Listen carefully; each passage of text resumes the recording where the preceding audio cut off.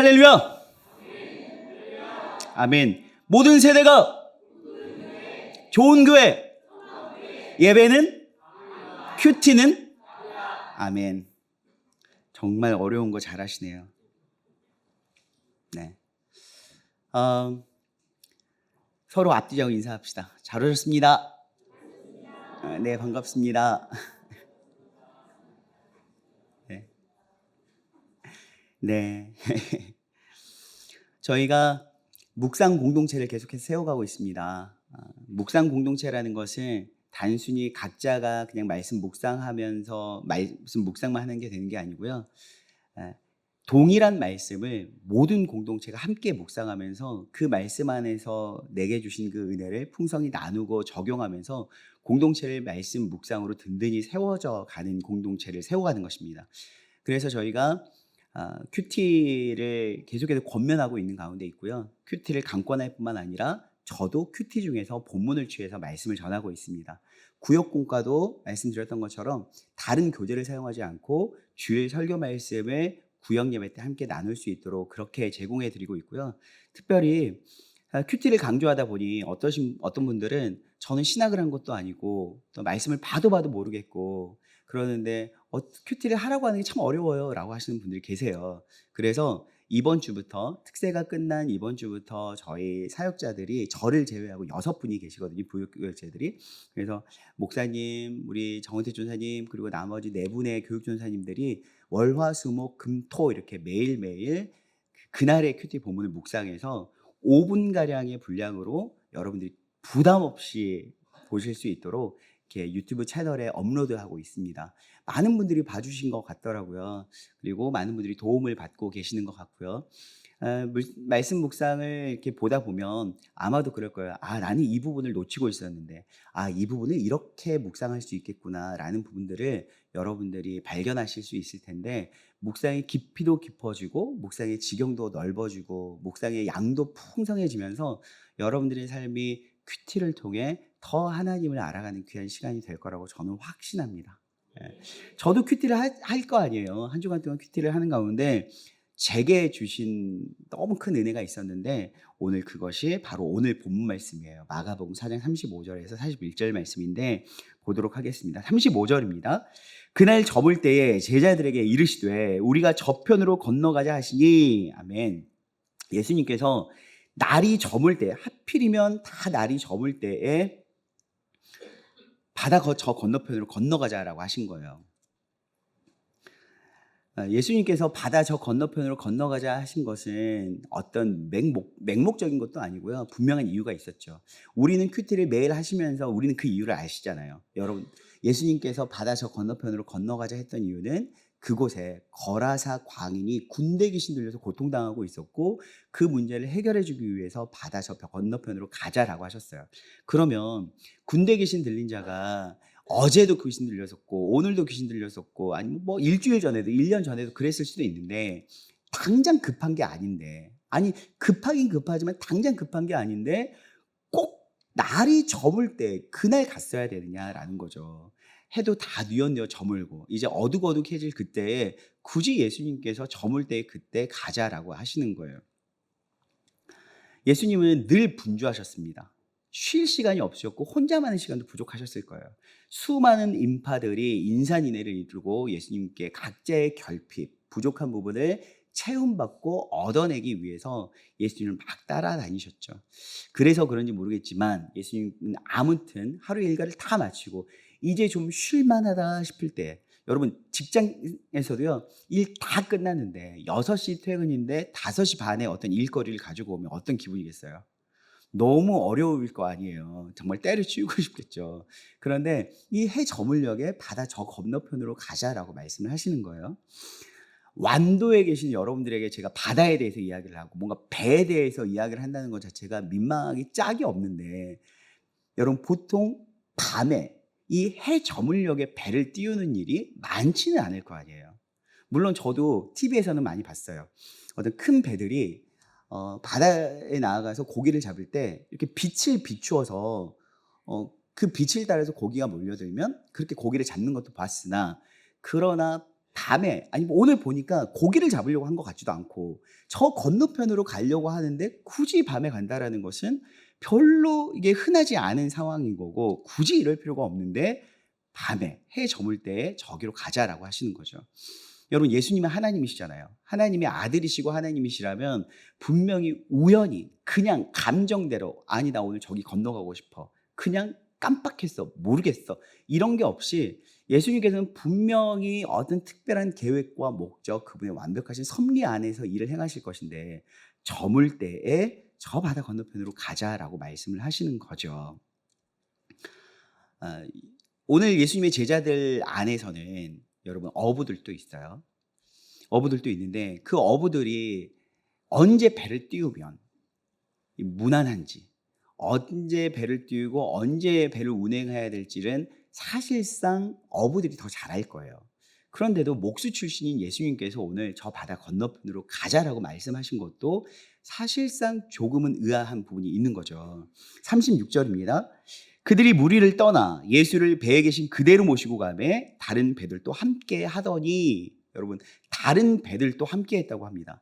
예수님께서는 12 제자와 함께 배를 타고 이동하고 계셨는데 다른 배들도 예수님을 마치 추격하듯이 다른 배들이 막 예수님을 따라가고 있는 거예요.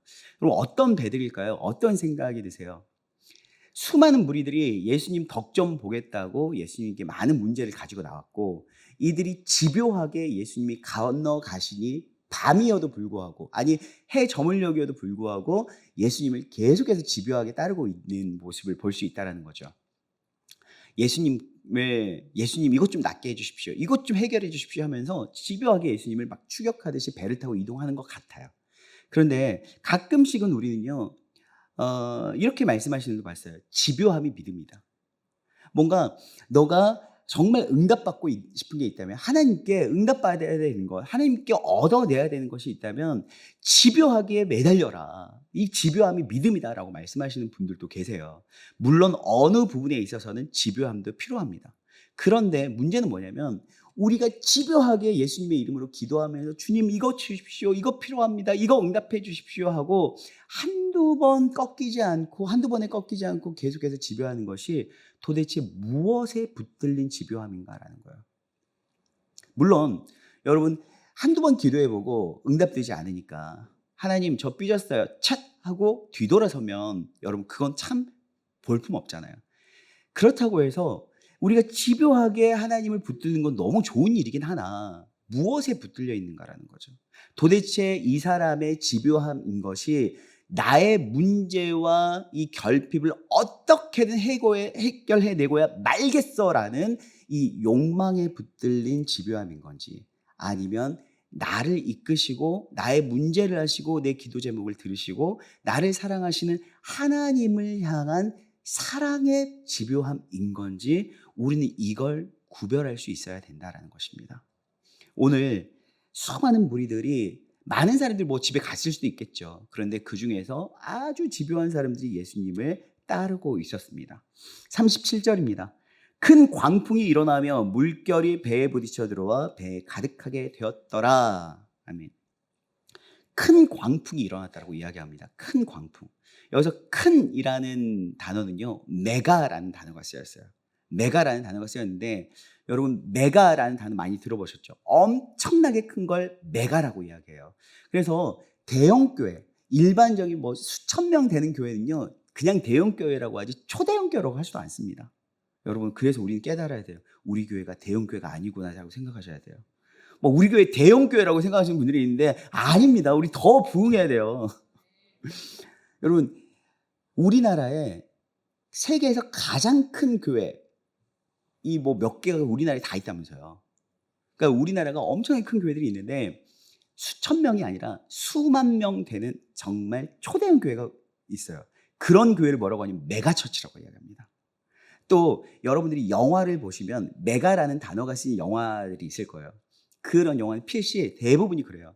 우리가 상상을 초월하는 엄청난 사이즈의 교회 생명체나 이런 것들이 등장할 때 메가라는 단어를 이렇게 제목에 붙이더라고요. 그러니까 그만큼 메가라는 것은 우리가 듣도 보도 못하고 우리의 생각을 뛰어넘는 상상을 초월하는 엄청나게 큰 것을 메가라고 이야기하는데 그 메가 광풍이에요. 그냥 바람도 아니고 광풍. 그러니까 미친 바람인 거죠. 어디서 부는지 알 수도 없지만 일단 이 사이즈가 엄청난 거예요. 근데 참 신기한 게요. 어부들이 배에서 잔뼈가 굵은 어부들이라면 보통 오늘 내가 배 타고 가겠다 안 가겠다라는 것을 그들이 스스로 결정하잖아요. 날씨를 보고. 아, 오늘 이 정도 날씨면 안 되겠다. 배 띄우면 안 될 것 같아. 하늘을 보고 별을 보고 바람이나 어떤 분위기를 보고 배를 띄울지 말지를 결정하잖아요. 뭐 요즘이야 일기예보가 있으니까 거기에 이렇게 촉각을 곤두세우고 있다가 오늘은 배를 띄워도 되겠다 안 되겠다를 결정하시겠지만 예전에는 그런 게 없으니까 자연의 기후들을 살폈겠죠. 그런데 여러분 오늘 그런 광풍이 불을 것 같은 분위기였다면 그래도 어부들이 몇 명 있는데 예수님의 제자들이 그냥 가시죠 라고 했을까요? 이 정도의 광풍이 불 거라는 그런 분위기가 있었으면 아마도 예수님이 어떤 의도가 있으시고 어떤 좋은 의도가 있으신지 알겠지만 오늘은 안 됩니다. 내일 가십시다. 지금 이때 배 띄우면 아마 멀리 못 가서 난리 납니다. 우리 다 죽습니다. 안 됩니다. 라고 만류할 것 같아요. 그런데 오늘 갑자기 배를 타고 가는 과정 가운데에 광풍이 불었다는 것은 이 큰 광풍이 불었다는 것은 예고되지 않은 너무나 갑작스러운 큰 광풍인 거죠. 그러나 우리에게는 갑작스러우나 주님에게는 이것이 예고된, 아니 주님의 섭리 가운데 있는 광풍이라는 것입니다. 인생을 살아가다 보면 예상하지 못했던 큰 고난과 환란이 올 때가 있어요. 그런데 고난이라는 것은 언제나 매가더라고요. 언제나 그냥 작은 고난, 요 정도는 웃어 넘길 수 있지라고 이야기하는 건 사실 우리가 고난이라고 하지 않고 내 인생 가운데 찾아오는 고난은요 항상 큰 광풍과 같고 언제나 갑작스러워요. 힘들어요. 여러분들도 인생을 살아가실 때 아니 어쩌면 지금 현재가 큰 광풍이 불어닥치고 있는 인생의 항해를 하고 계시는 분들도 있을 수 있겠어요. 그런데 갑자기 배가 큰 광풍이 부딪혔고 이 광풍으로 인해서 물결이 배에 막 차오르기 시작한 거죠. 그러면서 배에 가득하게 되었더라. 여러분 이거는요 답 없어요. 그냥 물이 배에 가득했다라고 한다면 결국 침몰입니다. 다 죽는 거예요. 다 죽는 거예요. 여기서 여러분 두렵지 않을 사람 없어요. 근데 여러분 어때요? 38절입니다. 예수께서는 고물에서 베개를 베고 주무시더니 제자들이 깨우며 이르되 선생님이여 우리가 죽게 된 것을 돌보지 아니하시나이까. 아멘. 예수님이 여기서 주무시고 계세요. 여러분 상식적으로 생각해 봅시다. 예수님은 사람입니까 아닙니까? 사람이잖아요. 여러분 예수님 우리와 다를 것 없는 사람입니다. 사람인데 그냥 바람이 한들한들 부는 것도 아니고 배가 출렁출렁거리는 수준도 아니라 큰 메가 광풍이 불고 있는 상황에서 잠을 잘 수 있는 사람이 있습니까? 우리 중에? 아무리 배에 잔뼈가 굵었다 한들 여기서 잘 수 있는 사람 없습니다. 더 나아가 물이 배에 가득했어요 지금. 그러면 쇼크로 기절하지 않은 이상 여러분 찬 물이 나를 막 이렇게 차오르는데 거기서 잘 수 있는 사람 없습니다.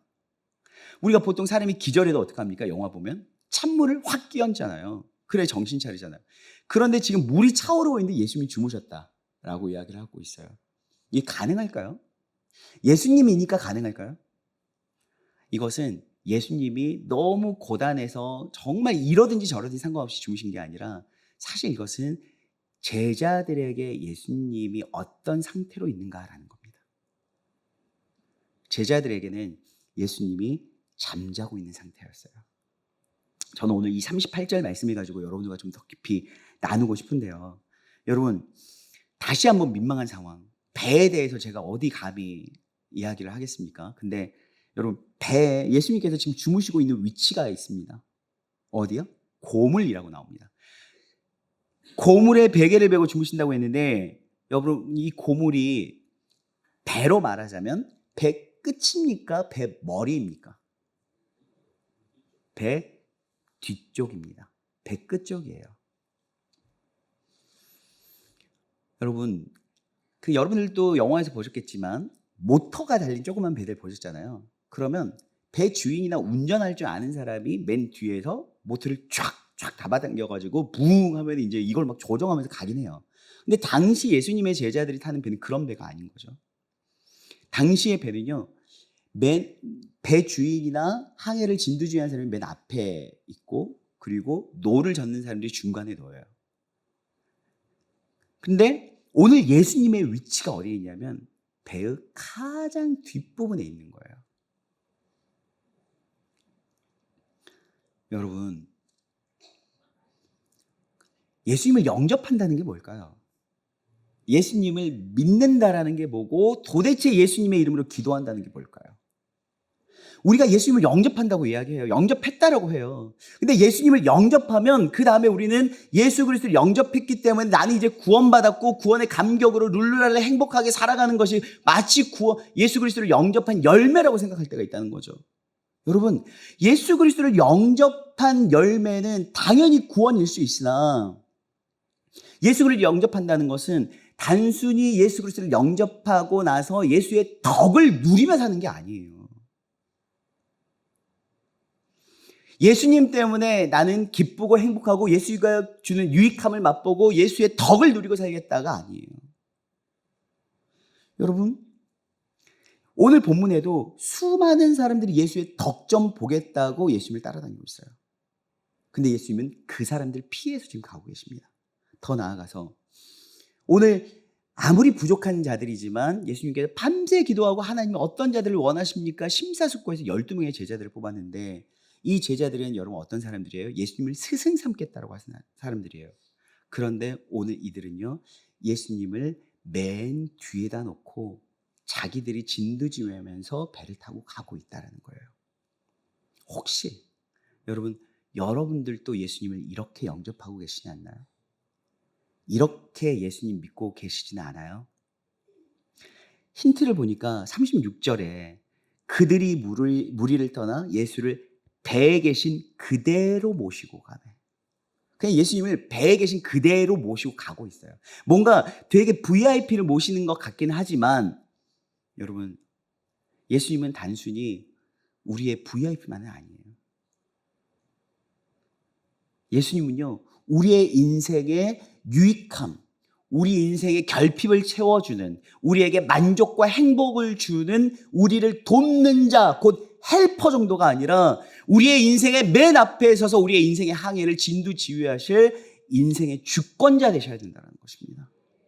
단순히 예수 그리스도를 영접하고 내가 예수 그리스도를 영접했기 때문에 구원의 열매와 감격을 누리는 것으로 끝나는 것이 아니라 예수님 이제는 나의 주인 되어주셔서 내 인생의 항해에서 가장 앞에서 어디로 갈지 무엇을 할지 결정해 주시고 하나님 진두지휘해 주십시오. 모든 주권을 주님 앞에 내어 맡겨야 된다는 거죠.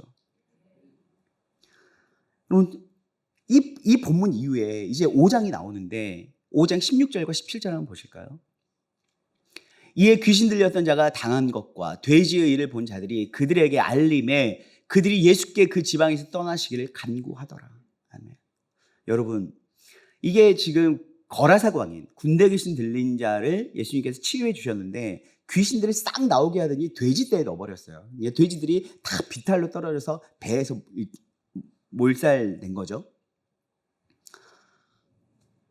그랬더니 사람들이 뭐라고 합니까? 예수님이 행하신 놀라운 기적들, 자신들 어떤 누구도 제어할 수 없었던 그 군대 귀신 들린 자가 귀신으로부터 노임받고 치유되면 그 놀라운 기적과 이적을 보고 와, 예수님 대단하다. 예수님 우리 집에도 좀 오십시오. 제가 주님을 따르겠습니다. 라고 해야 될 것 같은데 여러분, 그 기적과 이적을 보니까 주변 사람들이 뭐라고 합니까? 떠나가라고. 가십시오. 우리 동네에서 가세요. 좀 꺼져. 라고 이야기하고 있어요. 왜요? 왜 그럴까요? 예수님 때문에 인생이 손해봤다는 거예요. 만약에 그 군대 귀신 들린 자가 내 자녀나 내 남편이나 내 가족이었으면 조금 달라질 수도 있어요. 그런데 하필 우리 돼지떼에 왜 이 난리야? 예수님 때문에 우리는 덕 보는 인생을 살고 싶지 예수님 때문에 손해보는 인생은 이만큼도 싫어요. 예수님 때문에 손해보니까 예수님 가래요. 꺼지래요. 이 동네에서 그냥 가시라고 하고 있어요. 여러분, 혹시 이 모습이 우리가 아닌가요? 예수님을 영접했어요. 예수님을 믿어요. 예수님의 이름으로 기도했어요. 그런데 다 얻어내고 싶은 거지 예수님 때문에 손해보는 건 싫어요.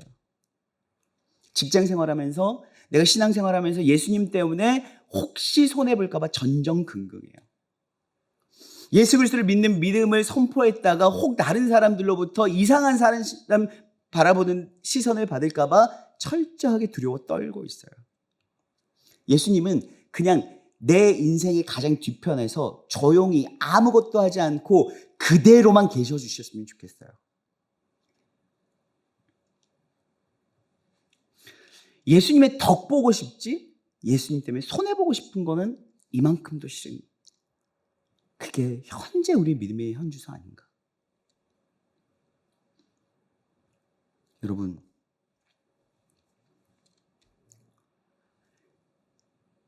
마가복음 이 거라사 광인의 역사 이후에 또 잠깐 내려가 보니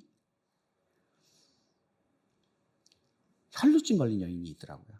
수많은 무리들이 애웠었어요. 수많은 무리들이 애웠었는데 거기서 막 밀치고 막 날릴 거 아니에요. 그런데 예수님께서 그 수많은 인파들이 밀치고 어쩌고 하는데 누가 내게 손을 대었냐라고 하세요. 누가 내게 손을 대었냐. 여러분, 누가 손을 대었겠어요? 어떻게 알아요 그걸? 이 수많은 인파가 엎치락뒤치락 하는데. 근데 예수님이 아셨어요. 그 수많은 군중들이 다 예수님 나 좀 봐주세요. 지금 내 문제 좀 봐주세요. 내 문제 좀 해결해 주세요. 나 좀 낫게 좀 해주세요. 나 좀 도와주세요 하고 있는 사람이 천지예요.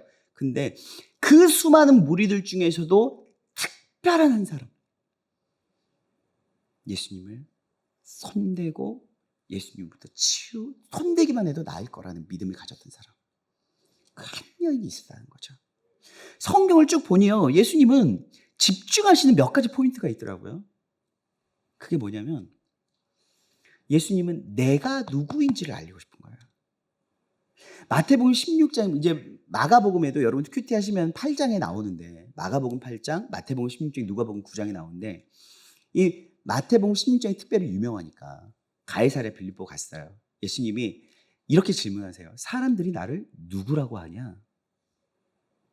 예수님은 자신이 누구인지 사람들이 나를 어떻게 인식하고 있는지가 궁금하셨던 것 같아요. 왜냐하면 그 사람들도 구원의 대상이니까. 사람들이 엘리야라고 합니다. 선지자라고 합니다. 그냥 능력 있는 몇 사람. 능력 있다는 건 뭐예요? 예수님께 능력 얻어내야지 라는 거죠. 근데 그 중에 예수님 거기서 끝나지 않았어요. 제자들에게도 그러면 너희는 나를 누구라고 하느냐? 그 중에 베드로가 주는 그리스도시요 살아계신 하나님의 아들이십니다. 주는 그리스도시요 살아계신 하나님의 아들이십니다. 아멘. 이 고백을 해요. 맞아요. 주는 그리스도시고 살아계신 하나님의 아들이세요. 그렇다면 하나님을 알면 아는 대로 아는 만큼 내 삶은, 여러분, 나의 믿음의 내용은, 믿음의 질은 달라져요.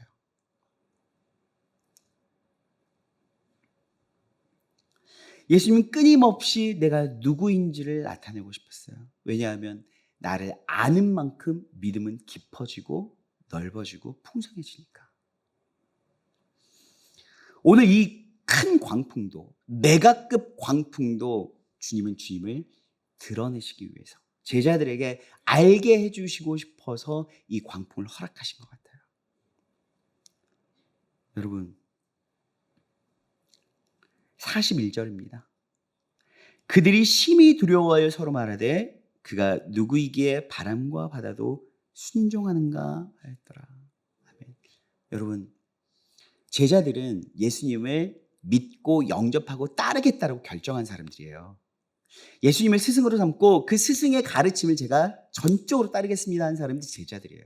그런데 오늘 제자들의 질문이 뭐예요? 그가 누구이기에? 분명히 예수님이 행하시는 기적도 봤고 예수님의 덕도 좀 봤을 거예요. 수많은 무리들보다 늘 함께하는 제자들이야말로 더 많은 덕을 보겠죠. 그런데 그들의 입에서 나온 고백이 뭐냐면 그가 누구이기에? 도대체 예수님이 어떤 분이신데 이런 일이 벌어지지? 라고 하는 거죠.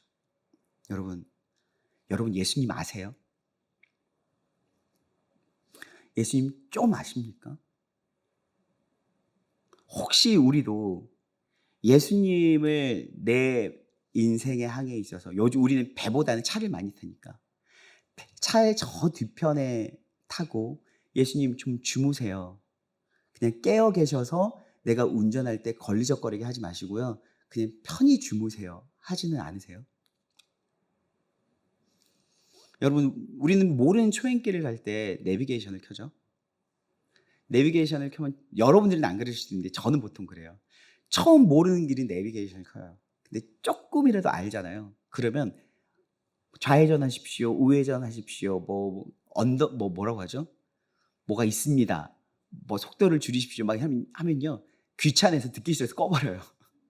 나 이제 알아, 이 길. 나 지름길 알아. 저리로 갈 수 있고 저리로 갈 수 있고, 야, 내비게이션보다 내가 더 이 길 잘 알아. 꺼버려요. 근데 가끔은 우리가 그러더라고요.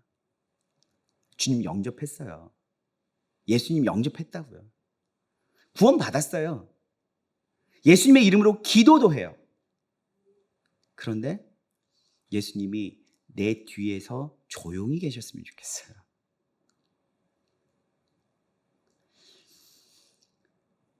여러분, 우리가 돌아보니 예수님을 이용만 해먹는 건 아니에요. 감사할 것이 있으면 감사 헌금하면서 하나님 정말 감사합니다, 뭐 해주셔서 감사합니다도 해요. 그리고 또 고난이 찾아오면 주님 도와주십시오라고 부르시죠. 해야죠, 당연히. 그런데 여러분, 우리의 인생을 한번 봐봅시다. 우리들의 인생이라는 것이 항상 고난만 있습니까? 아니, 고난 있죠. 많죠. 근데 여러분들의 수십 년의 인생 가운데 항상 고난만 있습니까? 아니면 또 항상 감사만 합니까? 하나님 정말 감사합니다, 예물 드립니다, 하나님 도와주십시오, 제가 새벽 예배 40일 작정 기도하겠습니다. 우리의 인생이 늘 고난과 감사로만 채워져 있지는 않잖아요. 아니, 대부분의 시간은요, 그냥 별일 없이 평범한 시간들이 더 많지 않아요? 그러면 그때 특별한 감사도 아니고 특별한 고난도 아닌 그때 예수님은 어디 계세요? 그때 여러분들의 인생 가운데 예수님은 도대체 어디 계십니까? 예수님은 우리의 헬퍼만 되셨으면 좋겠어요. 고난일 때 좀 도와주시고 내가 묻는 것에만 답해 주시는 헬퍼였으면 좋겠죠. 근데 여러분, 주님을 안다면 우리가 그렇게 못해요. 주님은 우리 삶의 헬퍼가 아니라 우리 삶의 주권자가 되셔야 돼요. 배 고물에 계셔야 될 뿐이 아니라 배 선수에서, 배 가장 앞자리에서 저쪽으로 가야 된다, 노를 저어라, 저쪽으로 가야 돼 라고 방향을 정해주시고, 해야 될 것과 말아야 될 것과 가야 될 때와 멈춰야 될 때를 알려주시는 분이 우리 주님이시라는 거예요. 사랑하는 여러분, 오늘 이 고백은 우리의 고백 되어야 되지 않을까요? 주님 누구십니까? 주님은 나에게 누구십니까? 주님, 지금 제 인생이 너무 큰 광풍 가운데 놓여 있습니다. 그런데 광풍 때문에 두려워한 것이 아니라 오늘 제자들처럼 주님을 두려워하게 해 주십시오. 여러분, 오늘 제자들은요, 광풍을 보고 처음엔 두려워했습니다.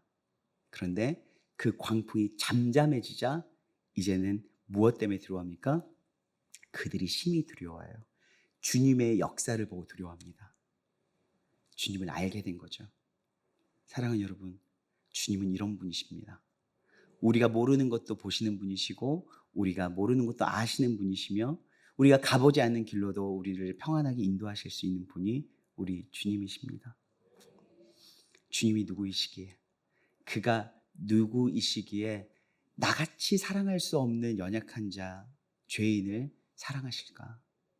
그분이 누구이시기에 저 사람을 나에게 붙여주셨을까? 그분이 누구이시기에 나로 하여금 이 자리에서 이 시간 헌신하게 하실까? 그가 누구이시기에 오늘 나의 예배를 받으실까? 마땅한 것 하나 없습니다. 모든 것이 주의 은혜입니다. 오늘 이 시간 함께 찬양할 수 있었으면 좋겠어요. 하나님이 내 인생에 도움을 주시는 헬퍼 정도가 아니라 나의 인생의 주권자가 되어 주십시오. 한치 앞을 모르고 살아가는 우리의 인생 가운데 주님, 부족한 나의 지혜와 지식과 경험으로 살아가기를 이젠 멈추고 하나님의 인도하신 대로 나아갈 수 있도록 도와주십시오. 내 인생을 결핍만 채우시는 헬퍼가 아니라 나의 인생을 다 내어 맡길 수 있는 주권자로 고백합니다. 오늘 시간 이런 고백하신 분들이 있다면 다 함께 일어나서 함께 찬양하시겠습니다.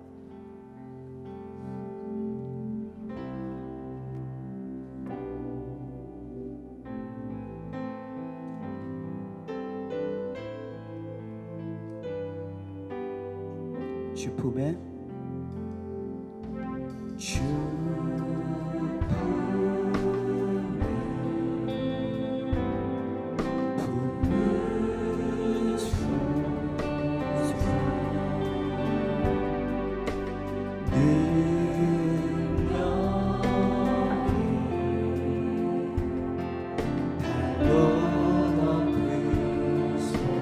주님 안에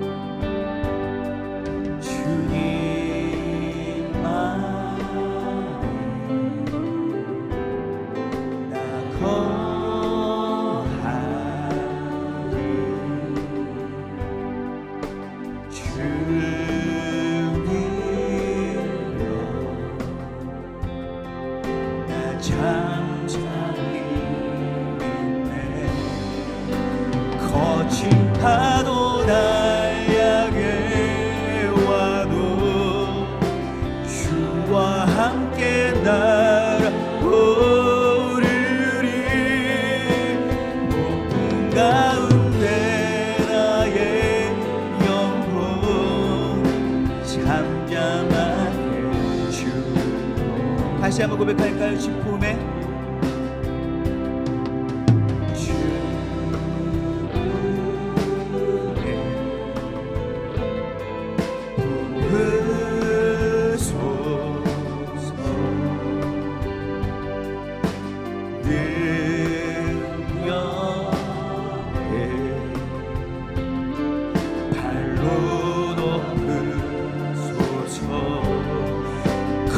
거친 파도 날 향해 와도 주와 함께 날아오르리. 폭풍 가운데 나의 영혼 잠잠하게 주는 거친 파도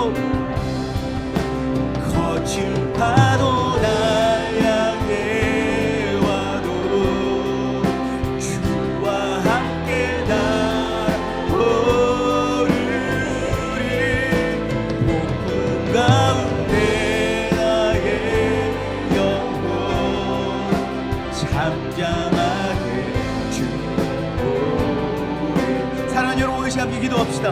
하나님, 나의 인생의 헬퍼로 끝나지 마시고 주님, 나의 인생에 더욱더 깊숙이 들어와 주십시오. 그래야 나의 인생의 주관자가 되어 주십시오. 주권자가 되어 주십시오. 나의 인생의 운행을 하게 있어서 하나님께서 친히 나의 인생의 운전대를 붙잡아 주시고 하나님께서 인도하시며 하나님이 원하시는 방향으로 인도하여 주시옵소서. 하나님, 나의 인생을 맡겨드립니다. 나의 인생을 받아주시옵소서. 함께 기도합시다. 주여,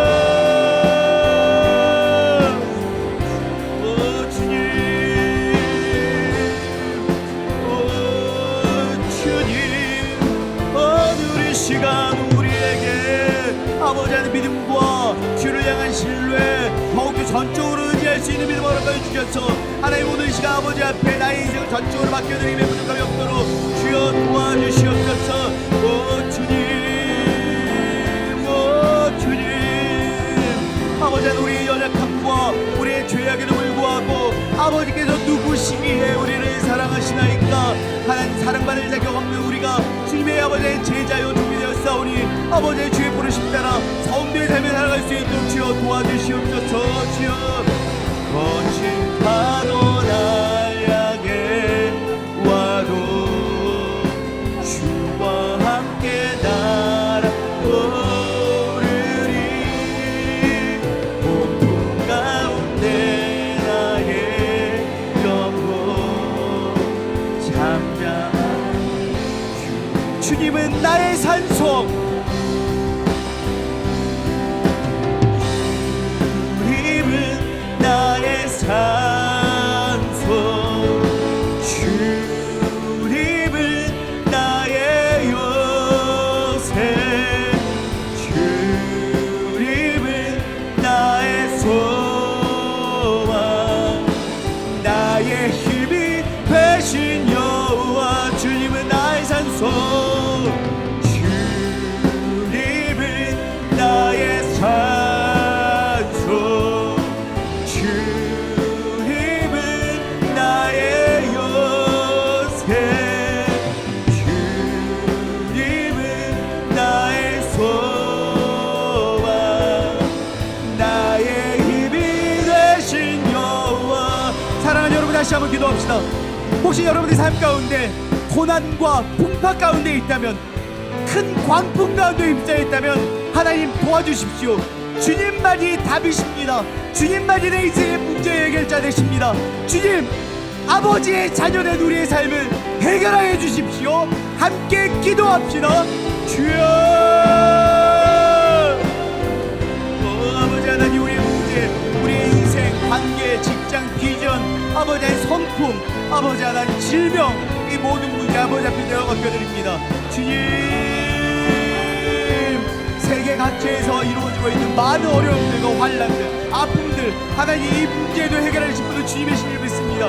주여 도와주시옵소서. 주여, 우리의 문제 해결자 되신 주님, 그러나 아버지의 주권자 되신 주님, 우리의 삶의 문제와 교회의 문제와 각 나라와 아버지 열방의 문제까지도 주께 내어드리오니 아버지 우리의 산성 되시는 주님께서 이 모든 문제를 해결해 주실지 믿습니다.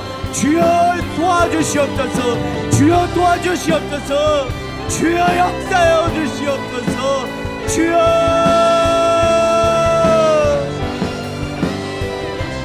주님은 나의 산소, 주님은 나의 산소, 주님은 나의 요새, 주님은 나의 소망, 나의 힘이 되신 여호와. 주님은 나의 산소, 주님은 나의 산소, 주님은 나의 요새,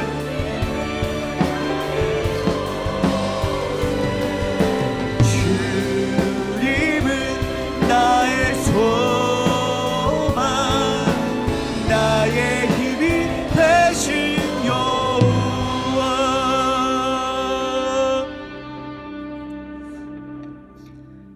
하나님,